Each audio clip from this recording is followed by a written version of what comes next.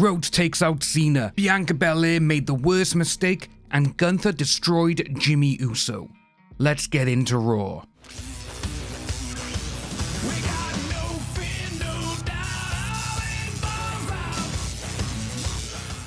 Holy hell, we kicked off Raw with an explosive face-off between Cody Rhodes and John Cena.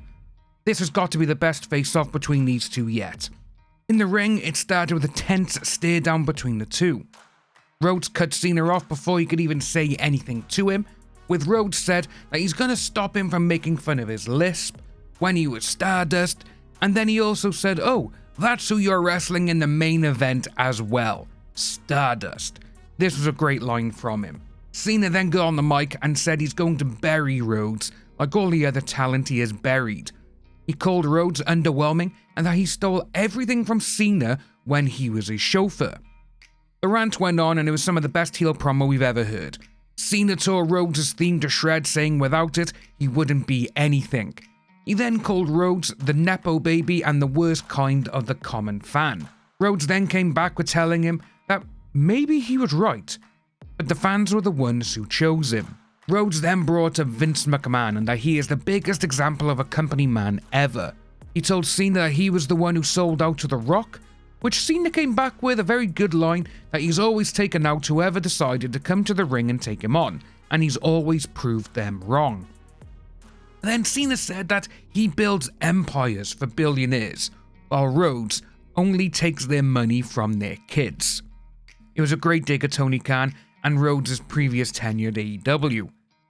Rhodes just went in all in at the end, saying that the crowd have never, ever said he can't wrestle. We then had the crowd chanting Cena sucks dick and Cena sucks. It ended with Cena trying to intimidate Rhodes by squaring up to him. But Cena smiled, turned away, but then tried to sneak attack Rhodes only to get taken out with the crossroads. Rhodes stood tall, raised the belt, and he left the ring. Raw was cooking with his opening and is the best face-off we've had against these two yet. After that explosive opening, we then went into the first match of the evening, which was the New Day versus New Cat Republic, with a good back and forth high-flying match. It was good to see New Cat Republic back as well since last July when Taylor Bate tore his pec muscle and he's been out of action. You could see that Bate was loving every minute of it, and especially to make his TV return in his home country, this just must have felt amazing for him. Sadly though, the match was over pretty quickly, with the New Day getting the win in. On the way back to the lockers, Kathy Kelly caught up with them, and they said that they want their title match because they deserve it. We then had the Viking Raiders come out and do a stare down with them. So are we going to see the New Day have their title shot at WrestleMania 41 against the Viking Raiders? I actually really hope we do. After seeing a number of celebrities in the crowd and Pat McAfee mixing up UFC fighter Michael Venom Page with Charlie Brooker, the comedian, we had Jimmy Uso taking on World Heavyweight Champion, the Ring General Gunther, next.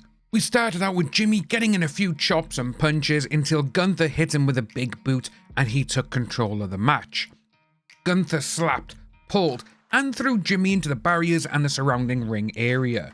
They both got back in the ring with a bit of back and forth until Jimmy hit a superplex on Gunther from the top rope and got a near fall in with the Uso splash.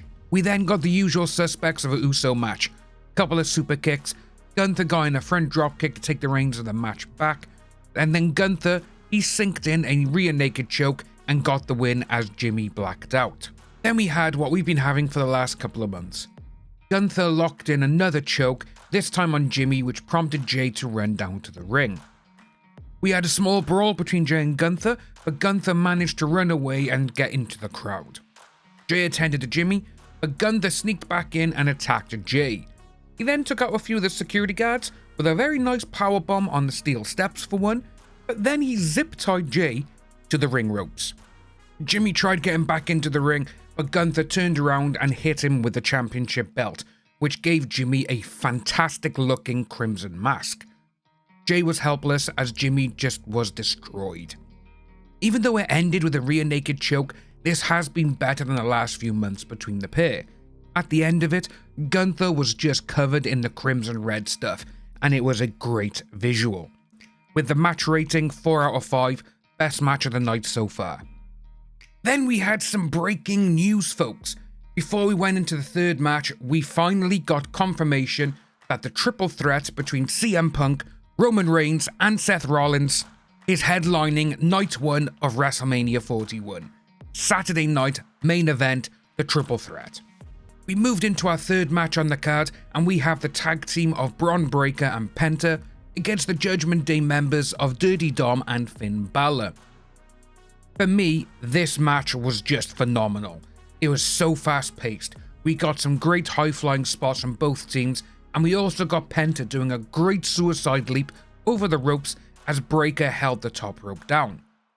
We did get a double hot dog from Penta and Dom, with Breakker jumping in and just going nuts and wrecking house. Dom and Balor, they tried doing a double suplex on Breakker, only for Breakker to pull off the incredible and suplex them both. We then had Breakker moving the ring as he ran the ropes like a goddamn bullet train. We knew it was coming though, and it did happen. Breakker hit a spear on Penta by accident as Balor jumped out the way and Dom threw Penta into Breakker's way. Balor hit the coup de grace for the win. Great match, best match of the evening so far, 4.4 out of 5. We then took a small break from the matches, folks, for Logan Paul to call out AJ Styles, but instead, Styles' music hit. Styles grabbed the mic and said he was bored and tired of waiting backstage for Paul to call him out.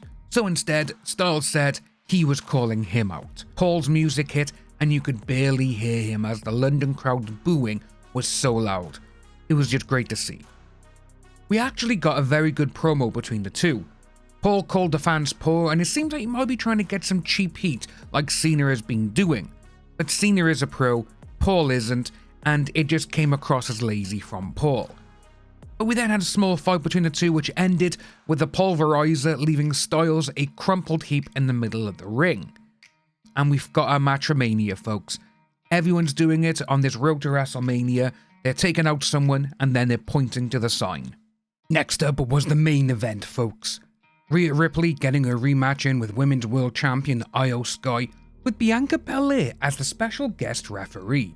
As the match began, we got the usual back and forth, with Ripley getting the upper hand due to her size and strength, with Io being pushed and shoved out of the way. Belair did give them the space they needed upon a good match, which was actually a very good idea from the team.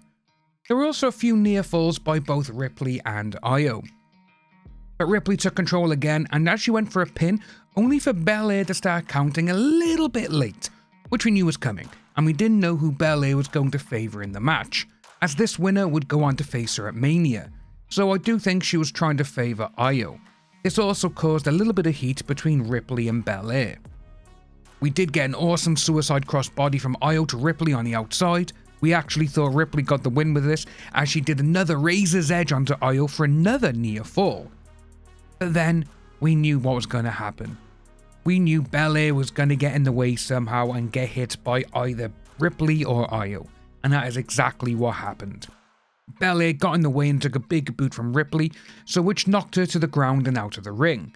It was when Ripley hit the riptide and actually got like a 10 or a 15 count, only to see that Belair was on the outside, which was funny to see, especially when she takes these moves like a champ when she's wrestling, but whenever you put on that black and white outfit, everyone just gets turned to jelly. Belair then ruled the match as a double DQ, which perfectly sets us up for the triple threat at Mania. On the outside, Ripley attacked Belair for ruling it a double DQ, as Io jumped to the top and took them both out with a springboard moonsault. All three then got in the ring and they just started beating the hell out of each other. We ended how it was going to end, Ripley standing over the pair of them with the belt high above her head. Great match, great spots, and we knew the ending was going to be this, but I'm okay with it. Overall, the match rating is a great 4.4 out of 5, tying with a tag team match between Penta and Breakker against the Judgment Day. This has possibly been the best Raw in the Overseas Tour, and it was a great show to end it on, to which I'm giving this show the rating of an 8.9 out of 10. Over the past 3 weeks, we've had some great matchups, some absolutely incredible promos and face-to-faces, but we've also had some which haven't lived up to the hype. This Raw has set at Mania for some great matches with good storytelling. But I do still wonder how some will match up, especially Flair vs Stratton and Priest vs McIntyre. but we can see how these expand this coming Friday for SmackDown.